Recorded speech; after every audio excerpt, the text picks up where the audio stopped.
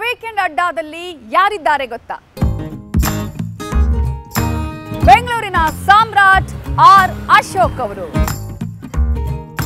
ವಿರೋಧ ಪಕ್ಷದ ನಾಯಕರಾಗಿ ಜವಾಬ್ದಾರಿಯನ್ನ ತೆಗೆದುಕೊಂಡಿದ್ದೀರಿ. ಮಂತ್ರಿಯಾಗಿ ಕೆಲಸ ಮಾಡುವಂಥದ್ದು, ಉಪಮುಖ್ಯಮಂತ್ರಿಯಾಗಿ ಕೆಲಸ ಮಾಡೋದು ಅದು ಅಧಿಕಾರ, ಇದು ಸವಾಲು.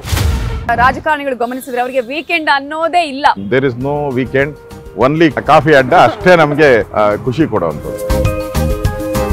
ನಿಮ್ಮ ವಿಪಕ್ಷ ನಾಯಕನಾಗಿ ಆಯ್ಕೆ ಮಾಡುವಂತ ಸಂದರ್ಭದಲ್ಲಿ ನಿಮ್ಮ ಪಕ್ಷದವರಲ್ಲೇ ವಿರೋಧ ಕೇಳಿ ಬಂತು. ಮೋದಿಜಿ ಅವರು, ಅಮಿತ್ ಶಾ ಅವರು ಇನ್ಫಾರ್ಮೇಶನ್ ಇಲ್ಲದೆ ಒಂದು ಸಣ್ಣ ಕೆಲಸನೂ ಕೂಡ ನಿಮ್ಮ ಬಗ್ಗೆ ಇರುವಂತಹ ಎಕ್ಸ್ಪೆಕ್ಟೇಷನ್ ಇವರು ಮುಖ್ಯಮಂತ್ರಿಗಳಾಗಬೇಕು ಅನ್ನುವಂಥದ್ದು. ಎಲ್ಲ ರಾಜಕಾರಣಿಗೂ ಒಂದ್ಸರಿ ಮುಖ್ಯಮಂತ್ರಿ ಆಗಬೇಕು ಅಂತ ಆಸೆ ಇದ್ದೇ ಇರುತ್ತೆ.